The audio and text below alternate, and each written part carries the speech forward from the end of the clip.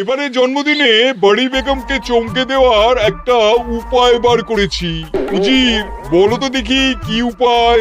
নবাবের সাজিশের হদিশ পাওয়া আমার বুদ্ধিতে নামুমকিন। বেশক বহুত বড়িয়া কোনো মতলব আছে। এবারে বেগমের জন্মদিনে বিরাট একটা উৎসব করব। সারা দেশ থেকে মহান মহান অতিথিদের নিয়ে আসা হবে। দুনিয়ার সেরা সেরা খাবার, সেরা সেরা গাইয়ে, সেরা সেরা বাজিয়ে, সেরা সেরা নাচিয়ে রাতকে দিন করে দেবে এমন রোশনাই। রেস্তো নাই। কি বললে? বহুত বড়িয়া আপনার সোচ, লেকিন মাফ করবেন হুজুর, রাজকোষের অবস্থা খুবই খারাপ। উৎসব করার মতো তো রেস্তো নাই জাহাপানা। কোনো কথা শুনতে চাই না। আমি হলাম গিয়ে বাংলার নবাব। আমি আনন্দ হই হুল্লোড় করবো না তো কে আর করবে? একদম ঠিক জাহাপানা, কিন্তু কর বসিয়ে টাকা তোলো। সব কিছুতেই কর বসানো আছে জাহাপানা। হাসি কান্না ছাড়া আর কোনো কিছুতেই কর বসানো যে বাকি নেই। তার ওপরেই কর বসাও। হাসি কান্নার ওপর কর? না, শীতকাল আসছে, বসাও বসাও কর হাঁচির ওপর। হ্যাঁ, হাতির ওপর কর? বসাও। ওরকম মুখ করে আছো কেন?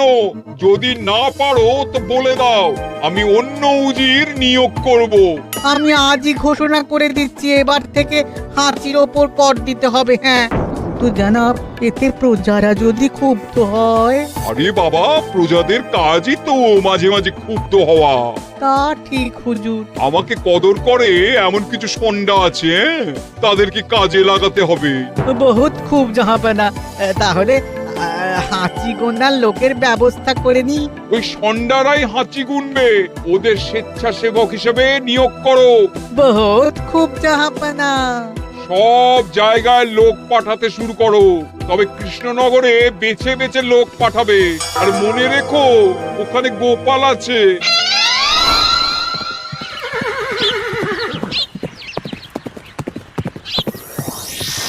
সব জায়গায় কর আদায়কারী পাঠিয়ে দেওয়া হয়েছে জাহাপানা। আপনার কথা মতো তাদের বলে দেওয়া হয়েছে যে আদায় হওয়া করের 10% তাদের বেতন হিসেবে দেওয়া হবে। সুতরাং কর আদায়ে কোনো ঢিলেমি হবে না। বহুত আচ্ছা, বহুত আচ্ছা।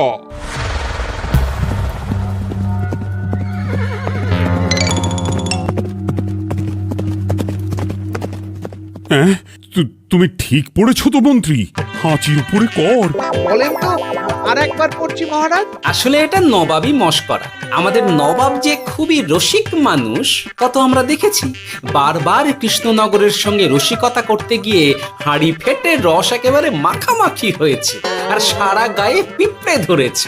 মশকরা নয়, একদম সত্যি কথা। হাঁচির উপরে কর বসানো হয়েছে, আর আমরা হলাম নবাবের খাস হাঁচি গোনার দল। আমরা এই কৃষ্ণনগরে থিতু হয়ে বসলাম বটে। এবারে হাঁচি গুনবো আর মোহর আদায় করব। গোপাল, তুমি কি বলো? সর্দার, তোমাদের এখানে আসা একেবারেই লোকসান হয়েছে। কেন মশাই? আচ্ছা, আপনি গোপাল? না না, আপনার কোনো কথাই শুনবো না। আমাদের পই পই করে বলে দেওয়া হয়েছে, গোপাল হইতে সাবধান। সর্দার, আমি তোমাকে সাবধান হতেই বলছিলাম। হাঁচি ধরতে গেলে তোমাদের খুব সতর্ক থাকতে হবে, কারণ এই কৃষ্ণনগরের বাসিন্দাদের শরীর স্বাস্থ্য এত ভালো যে এখানে কেউ হাঁচে না, কাশে না, ঢেকুর তোলে না, ইয়ে করে না। বলেন কি মশাই? এটা তো নবাবকে জানাতে হচ্ছে।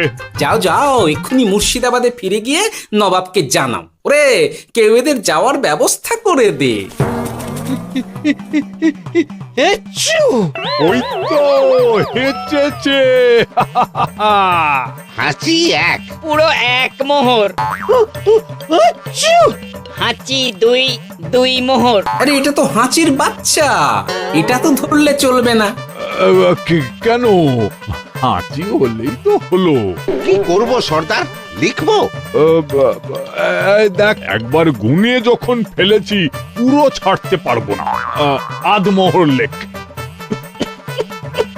এটা কাশি, কাশিতে কোনো করের কথা নেই। লেখ লেখ লেখ লেখ লেখ। হাঁচি তিন, পুরো এক মোহর। হাঁচি চার।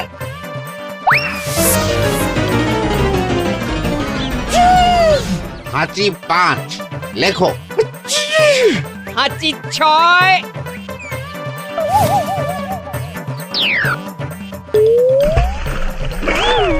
যা যা কি রে, শুনেছিলাম কৃষ্ণনগরের মন্ত্রীটা মাথা মোটা, প্রমাণ হয়ে গেল। জল থেকে উঠবে যখন ঠান্ডা লেগে হাঁচি তো আরো বাড়বে। জলে বুড়বুড়ি উঠছে, বেটা জলের তলায় তলায় হাঁটছে। হাঁচি 7।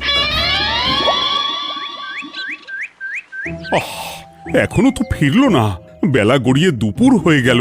ভাববেন না রাজামশাই, আমরা যারা যারা এখানে এসেছি সবাই ধড়িবাজ লোক। মন্ত্রীর হাঁচি নিংড়ে নিয়ে ফিরবে।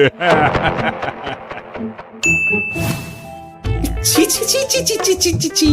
কি হলো গোপাল? আমরা কৃষ্ণনগরের প্রবাদ প্রতিম আতিথেয়তার অসম্মান করেছি মহারাজ। কেন? কিভাবে? কখন? এখন মহারাজ, এখন এনারা সেই সুদূর মুর্শিদাবাদ থেকে এসেছেন, আর আমরা এতক্ষণ শুধু অন্য কথাই বলে চলেছি, এনাদের আপ্যায়নের ব্যবস্থা করিনি। তাই তো। মহারাজ, আপনি ব্যস্ত হবেন না। এই কে আছো? শোনো, এদের রাজ অতিথিশালাতে থাকার বিশেষ ব্যবস্থা করো। এদের খাবার যাবে মহারাজের পাকশাল থেকে। এদের সব সুবিধে অসুবিধে দেখার জন্য দাস দাসী নিযুক্ত থাকবে। চলো চলো। আরে দাঁড়াও সর্দার। হ্যাঁ বলুন। তোমাদের তো আবার গোপালের কথা শোনা বারণ। আমার ব্যবস্থায় বোধহয় তোমরা থাকবে না। বাদ দিন তো, আসলে ভয় ছিল আপনার বুদ্ধিকে, আর ভয় নেই। কেমন আগু পিছু বিচার না করেই বলে ফেললেন এখানে কেউ হাঁচে না। বুঝে গেছি, আসলে গোপাল হলো গল্প। চলো চলো, ও বড্ড খিদে পেয়েছে। প্রহরী, এই সর্দারের দলের বাকি লোকগুলো এলে এদেরকেও অতিথিশালায় নিয়ে যেও। হ্যাঁ, আচ্ছা। এ কি গোপাল, এই রক্তচোষাগুলোর জন্য তুমি রাজনিবাস আর রাজভোগের ব্যবস্থা করে দিলে? গোপাল কার পক্ষে মহারাজ? এতক্ষণ গোপালের সব কাজ তো কৃষ্ণনগরের বিপক্ষে গেল।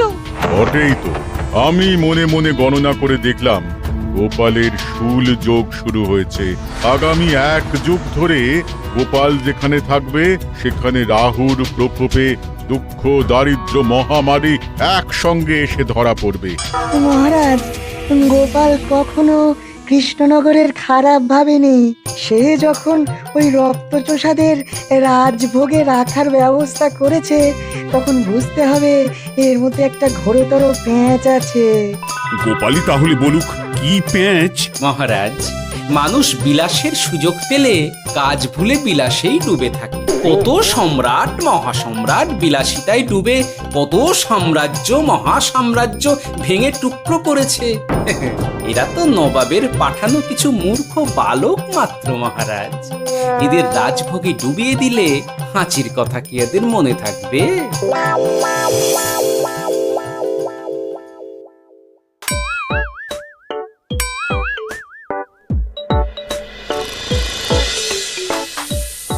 কি ব্যবস্থাপনা সব ঠিক আছে তো?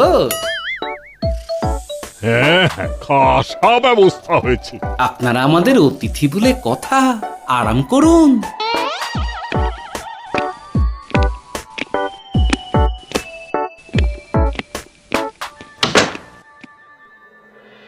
বিজ্ঞানী, তোমার এই দুমুখ আয়না আবিষ্কার তোমার জীবনের সেরা কাজ। একদিক দিয়ে আয়না, অন্য দিক দিয়ে কাঁচ। কেউ জানতেই পারবে না যে তার উপর নজর রাখা হচ্ছে। অনবদ্য অনবদ্য। মহারাজের জয় হোক। কিন্তু মহারাজ, এই কৃতিত্বের মূল ভাগীদার আমাদের মন্ত্রী। তাই নাকি? হ্যাঁ মহারাজ, মন্ত্রীর দুমুখ কাজকর্ম দেখেই দুমুখ আয়নার কথা আমার মাথায় আসে। মুখ সামলে কথা বলো বিজ্ঞানী। ওরা শুনতে পাচ্ছে। যা চেঁচালেন 20 ইঞ্চির দেওয়াল ভেদ করে ওদিকে চলে যাবে কথা। এই কে যেন কাকে মুখ সামলে কথা বলতে বললো? ওই বাইরে কেউ বলেছে। এই তোমরা সবাই শোনো, অতিথিদের যেন আদর যত্নের ত্রুটি না হয়। আমি আর যাই, কাল সকালে আসবো, কেমন? গোপালকে নিয়ে নবাব আর উজির যেমন ভয় দেখিয়ে দিয়েছিল, গোপাল কিন্তু সেরকম নয়। এই তোরা কি বলিস? না না না না না না, গোপাল একটু ওই হাবা গোবা আছে দাদা। দেখো দেখি কেমন বুক পেতে দিয়েছে, এবার ওদেরই বুকে বসে ওদেরই দাড়ি ওপড়াবো। গোপালের জবাব নেই, ঠিক সামলে দিল। মহারাজ, এই প্যাঁচটা আমার মাথাতেই এসেছিল, কিন্তু ওই যে নাকে মাছি ঢুকে গিয়েই সব বরবাদ হয়ে গেল। মহারাজ, এই পরিকল্পনা যদি মন্ত্রীর মাথাতে আগে এসে থাকে, তাহলে এদের মন্ত্রী আমার চেয়ে ভালো করে সামলাতে পারবেন মহারাজ। বটেই তো, এই দায়িত্ব আমি নিলাম মহারাজ।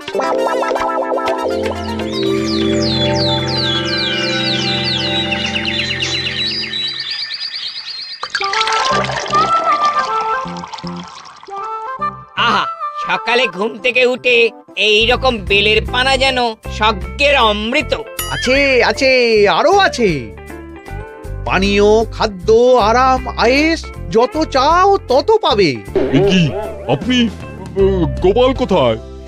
মহারাজ বিবেচনা করে দেখেছেন যে মহামান্য অতিথিদের পরিচর্যার ভার গোপালের মতো একজন ভাঁড়ের পক্ষে বহন করা সম্ভব নয়, তাই এই দায়িত্ব আমাকে দেওয়া হয়েছে। কিন্তু কোনো কিন্তু নেই সর্দার, আমি যে খানা পিনা নাচা গানা আমোদ আহ্লাদের ব্যবস্থা করেছি দেখে তুমি চমকে যাবে। দেখা নয় বিজ্ঞানী, এবার শুধু কাজের সময়। কাল মন্ত্রীর উপর ওদের ভার ছেড়ে দিয়ে কৃষ্ণনগরের যে সর্বনাশটি করেছো, কোনো কাজ করে আর সেটিকে সামলানো যাবে না। হ্যাঁ, আহা, তোমার দেখছি মন্ত্রীর উপরে একটুও আস্থা নেই। ঠিক কি প্যাচ করছো বলো তো? প্যাচের কথা পরে হবে, তোমাকে যত তাড়াতাড়ি সম্ভব হাঁচির ওষুধ আবিষ্কার করতে হবে। হাঁচির ওষুধ? হ্যাঁ, হাঁচির ওষুধ। ওভাবে দেখছো কি বন্ধু? তোমাদের কাজের সব দায়িত্ব এখন আমার কাঁধে।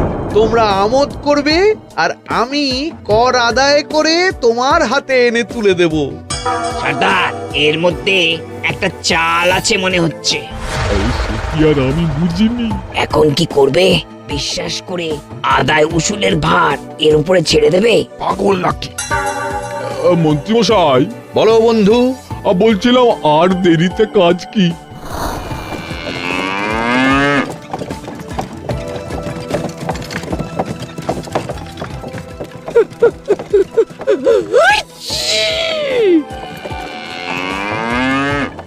মন্ত্রী, লেখো হাঁচি এক। ওহে, তোমার নাম কি? মন্ত্রেশ্বর উজুরি আগে। লিখুন মন্ত্রী মশাই, নাম লিখুন। ওহে মন্তেশ্বর, হাঁচি কর, এক মোহর ছাড়ো দেখিনি। হাঁচি দুই। আরে যাও, দৌড়ে গিয়ে দু মোহর আদায় করে আনো। ওরে, তোরা সব কৃষ্ণনগরের কোণে কোণে ছড়িয়ে পড় দেখি, একটা হাঁচিও যেন বাদ না পড়ে। হ্যাঁ,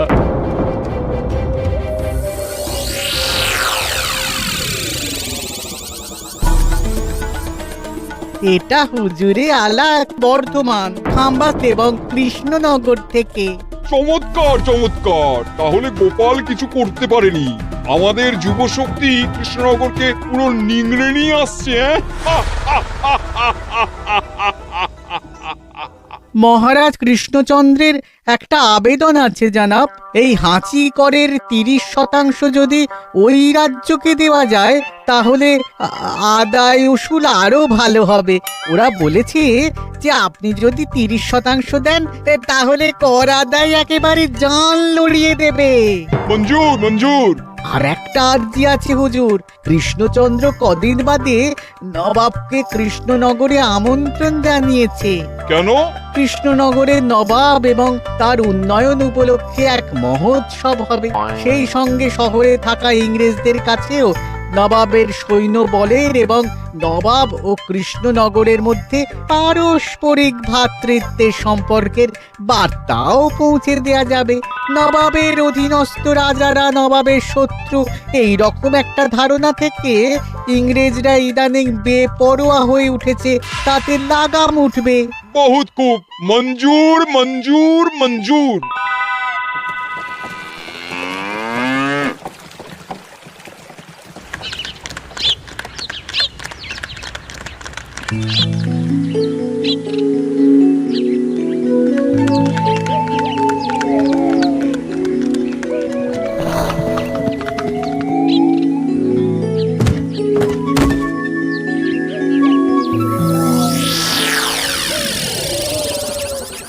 কি ব্যাপার গোপাল?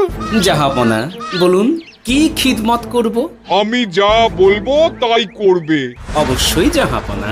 কি আবার উজির, তুমি সাক্ষী, মহারাজ কৃষ্ণচন্দ্র আপনিও সাক্ষী। গোপাল আমাকে কথা দিয়েছে আমি যা চাইবো তাই করবে। গোপাল, তুমি আমার সঙ্গে মুর্শিদাবাদ যাবে। এখন থেকে আমার দরবারের বিদূষক হিসেবে থাকবে, কেমন? ওরে ওরে ওরে ওরে ওরে, তোরা বাজনা বাজা। এখন থেকে গোপাল আর কৃষ্ণনগরের নয়, গোপাল মুর্শিদাবাদের। চড়ছে বাজা।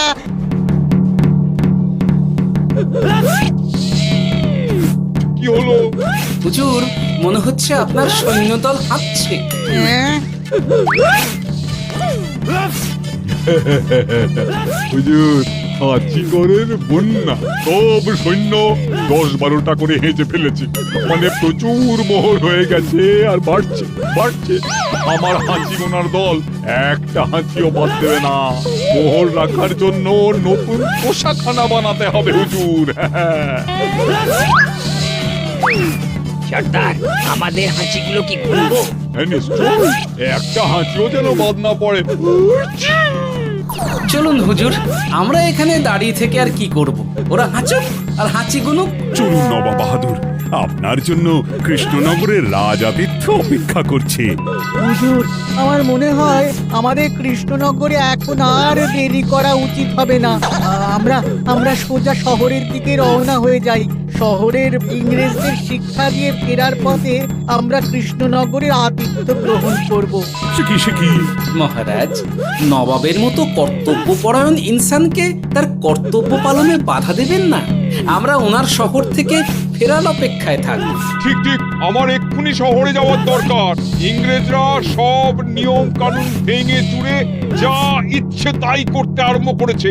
বুঝি, সৈন্যদের ডাক দাও, চলো রওনা হই। কিন্তু জাহাপনা, আপনার সৈন্যদের থেকে পাওনা মোহরগুলো এতক্ষণে যা হেঁচেছে, লাখখানেক মোহর তো হয়েই গেছে। ওটা আমরা নিজেদের মধ্যে বুঝে নেব। কিন্তু ওই করের 30% যে কৃষ্ণনগরের পাওনা। পেয়ে যাবে। শহর থেকে ফিরি। আরেকটা কথা, হাঁচি কর ব্যবস্থা এখন থেকে উঠে গেল।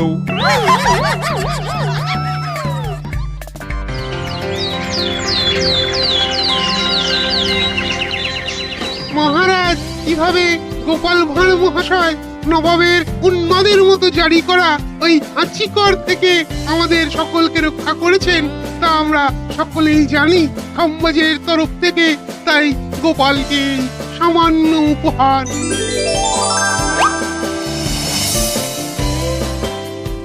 ওহ গোপাল, সত্যি তোমার জবাব নেই। কিছুই হতো না যদি না বিজ্ঞানী ওই হাঁচি চূর্ণ আবিষ্কার করত। এই উপহারের অর্ধেক কিন্তু বিজ্ঞানী। সবই তো বুঝলাম, নবাবকে সৈন্য সহ নিমন্ত্রণ থেকে সৈন্যদলকে হাঁচি চূর্ণ মাখানো, চাঁদোয়ার তলায় ঢোকানো পর্যন্ত। কিন্তু চাঁদোয়া থেকে হাঁচি চূর্ণ ঝরে পড়লো কি করে, সেটাই তো বুঝলাম না। এটা তুমি বলো বিজ্ঞানী। শব্দে বাতাসে কম্পন তৈরি হয়।